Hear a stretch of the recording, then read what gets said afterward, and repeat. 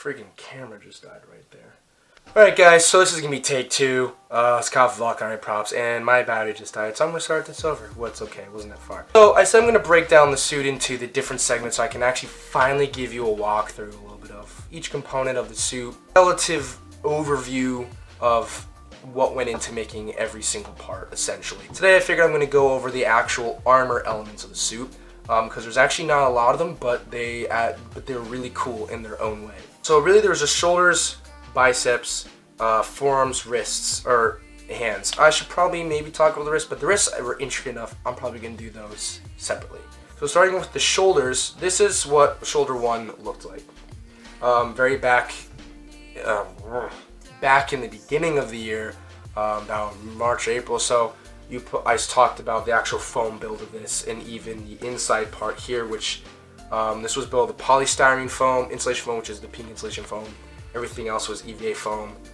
Some nylon details here, and these were all casted parts, 3D modeled, 3D printed, made a mold, and casted a bunch of copies. You can tell this kind of has a mesh in there, which is really important because I wanted to add that extra layer and that texture in there. This interior part really adds a lot of density and a sense of mass to the rest of the armor piece itself. I experimented with some different weathering techniques to kind of look more like some paint erosion or more like some paint stripping.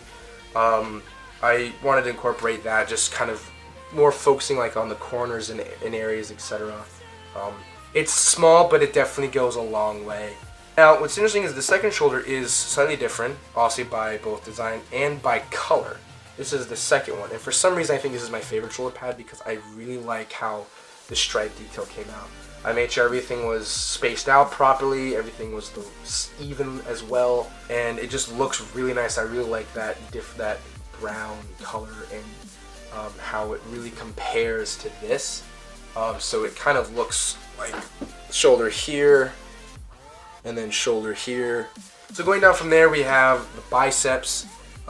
Biceps where it's all EVA foam, which is really cool. Just is really simple to do.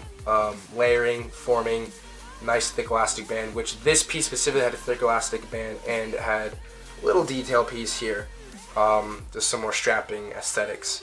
And of course the decals, had to add the decals. That was obviously important. This was basically what decals were meant for the biceps, all the different insignias and such. I also show the other one as well. This is the other one. This has the other decals as well. Did all that in Adobe Illustrator, printed them out, and went ahead and put them on. Of course, this goes right under the biceps, and it looks really nice. And then it also, just with the other color, it just fits so well. It's a really nice color. That's really all there is to the bicep, really. Again, trying to do some more of the paint chipping in, sorry, wrong side. Major weathering on the corners.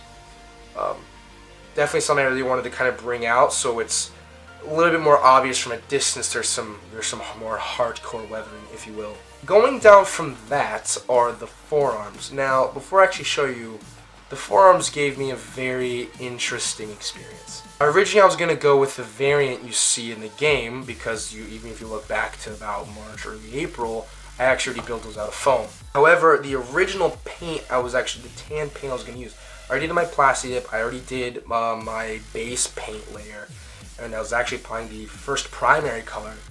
The original paint I used, it did not react properly at all. It just didn't properly adhere at all. So I just at that point tried to use them as some testing pieces to see if there's a remedy to it, and there was just nothing. That initial layer just did not set properly, and that affects all the other layers on top. That's why I ended up switching to this primarily, and this was ultimately a better paint, better color, so I'm really happy in a way that thing happened. I didn't have time necessarily to go into that much detail to make that new kind of forearm, so that's why I decided to go to variant 1, which had its own intricacies in the detail, which really brings out how cool it looks. But its overall form was a lot easier to do, especially in the short amount of time. I had just over a week left, so essentially having to make things from scratch again was not ideal. So I was able to pull it off, And so we come up with this forearm. I really like how the original variant looks. I really do. But the fact there's this variant that's in the game also looks really cool. So it gives that sense of customization, personalization, kind of mix around with. So of course we had the sewed fabric part in the back, which I did way back in March or whatever. So it's cool to finally adhere that to this. This was EVA foam with a layer, a 2mm layer on top to get these circles cut out. A decal, and I actually customized it with the orange behind it because I wanted something to kind of help another color to kind of bring out, kind of draw your eyes. So here's a decal here, kind of draw your eyes towards the forearm as a whole to look at the shape itself. And there's some nylon detail for the inside, and this is actually helpful. This tells me which side this goes on because this actually faces the inside, so now everything's consistent. This was a little bit thicker of an armor piece, so this was actually 3/8 thick EVA foam, and then it was the craft or the 2mm foam on top, which actually added some nice. It added a sense of bulkiness to a suit that for a suit that doesn't have a lot of armor, it added some nice streamlined bulk to it, which I thought was really important to a suit like this when it's mostly fabric based, a lot of tactical. For a more recon-esque character, adding that sense of bulk so you feel you have a sense of protection was really important. I'm glad I went with this in the very end. Again, weathering, focusing on those corners, really trying to bring out some weathering and stuff, and of course 2 really tiny casted elements as well. So the other piece that's left are the hands. Even in the fall, I wanted to not do the variant that's in the in-game because I kind of projected it down the road that I'm probably going to get stuck trying to finalize a lot of these other technical parts, especially that jump kit, which I cannot wait to go in depth on that. So I decided that let's go with the first variant, which again, everything works and really, really well. And it's an armor piece that can be built out of foam really quickly. The variant for the character in the game now, very technical, which I love. There's a lot of intricate details, and there's a sense of functionality that I actually want to incorporate. And though I was willing and ready to do it, I wanted to take a smarter route and actually have completed hand plates. I decided to go with the first variant, which looks like this.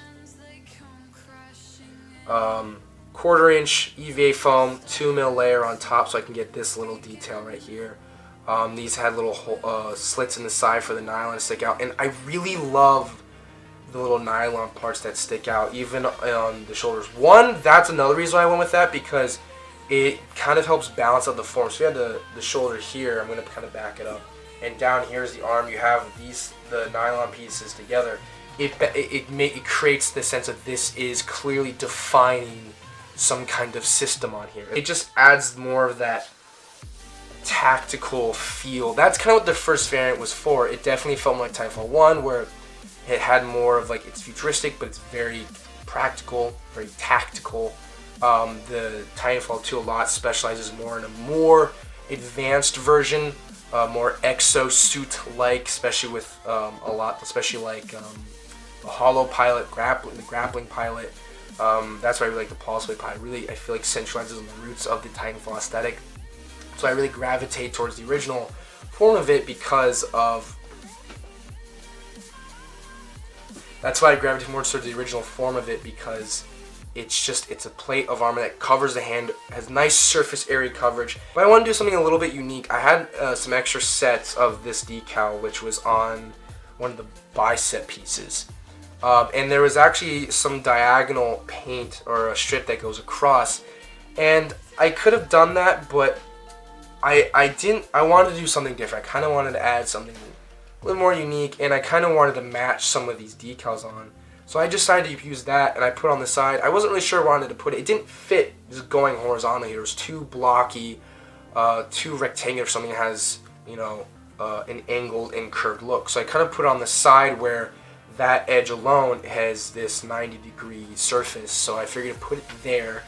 And then the other side is that decal is on the mirrored side, so it helps kind of line this. Like clearly goes with this hand, this clearly goes in my hand, and I really like how that looks. And adding that layer on top was really nice because I can really weather in that little element here, so it helps add depth to the piece, so it just adds a sense of form and depth and layering, especially like on the sides here where that layer is trying to weather in there, creating more of a shadow, showing that material and debris collecting under there. That was really important, especially in a lot of the other armor parts as well.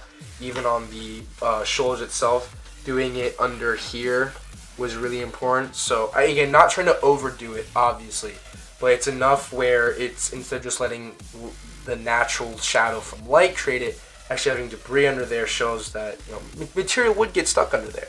So that's sort of the point. So that is all the armor really for this suit. I mean, there's stuff on the tactile vest, there's the whole backpack piece, but from the armor standpoint, like armor plates, that's actually all there is for the Pulse Blade pilot suit. That is it for this one, guys. I think next is probably going to be the back piece stuff, and I think that's going to be its own thing. There's a lot, honestly, to talk about with that one. Again, there's a ton of stuff to talk about for every single thing, so I can't cover all of it. So of course, if you have any specific questions you might want to ask, you can either leave a comment or you can contact me directly through any of the things I write below in the description. So once again, thank you guys, and I will see you all pretty soon.